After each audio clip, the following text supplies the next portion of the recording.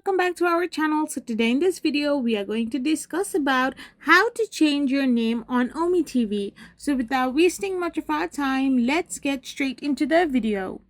So to change name on OME TV seems to be pretty much easy. All you gotta do is simply open your OME TV. So once you're in your OME TV, you can see that there is no option like your name or something like that. You can simply with users, like you can simply talk to them. So if you go to the gear like icon, which is particularly your settings, you cannot find any options relating to changing your name as well.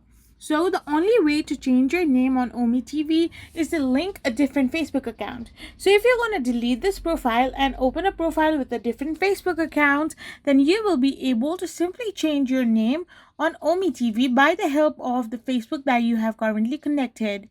I hope you found this video helpful, so don't forget to hit that subscribe button and do give us a thumbs up. We will be back again with more informative videos. Thank you for watching.